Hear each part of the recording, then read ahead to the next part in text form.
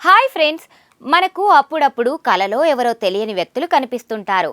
మనం వారిని ఎప్పుడూ చూడలేదని, మన మెదడు ఆ ముఖాలను కొత్తగా సృష్టించిందని మనం అనుకుంటాం.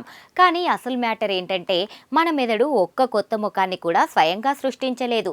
మనం కలలో చూసే ప్రతి అపరిచితుడు మన జీవితంలో ఎప్పుడూ ఒకప్పుడు మన కళ్ళను దాటుకొని వెళ్ళిన వాడే. ఈ వింతైన ప్రక్రియ వెనుక ఉన్న వాస్తవాలను ఈ ప్రత్యేక కథనంలో తెలుసుకుందాం. ఈ పరిశోధనను అమెరికాలోని స్టాన్ఫోర్డ్ యూనివర్సిటీకి చెందిన న్యూరో సైంటిస్టులు నిర్వహించారు. వారి నివేదిక ప్రకారం మనిషి మెదడులో ఫ్యూసిఫార్మ్ ఫేస్ ఏరియా అనే ప్రత్యేకమైన భాగం ఉంటుంది. ఇది మనం పుట్టినప్పటి నుండి చూసిన వేల కొద్ది ముఖాలను ఒక డేటాబేస్ లాగా సేవ్ చేసుకుంటుంది.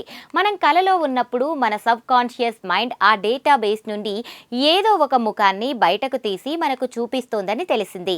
మీకు ఆశ్చర్యం కలగవచ్చు, నేను ఆ వ్యక్తిని ఎప్పుడూ చూడలేదే అని మీరు అనుకోవచ్చు. కానీ యూనివర్సిటీ ఆఫ్ ఆర్క్ పరిశోధకుల ప్రకారం ఒక సగటు మనిషి తన జీవితంలో సుమారు 5,000 ముఖాలను గుర్తించగలడు.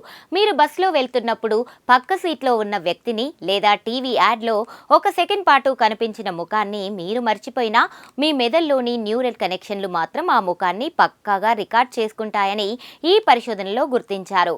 దీనిని మరింత లోతుగా పరీక్షించడానికి కెనడాలోని యూనివర్సిటీ ఆఫ్ టొరంటో శాస్త్రవేత్తలు ఫేషియల్ రికగ్నిషన్ పై అధ్యయనం చేశారు. మన మెదడుకు ముఖాలను సృష్టించే సృజనాత్మకత లేదు. అది కేవలం ఉన్న సమాచారాన్ని రీమిక్స్ మాత్రమే చేయగలదు. అంటే మీరు కలలో చూసిన ఆ అపరిచితుడు మీరు చిన్నప్పుడు పార్క్లో ఆడుకుంటున్నప్పుడు పక్కన కూర్చున్న వ్యక్తి కావచ్చు, లేదా నిన్న మీరు రోడ్డు దాటుతున్నప్పుడు ఎదురుపడిన వ్యక్తి కావచ్చు.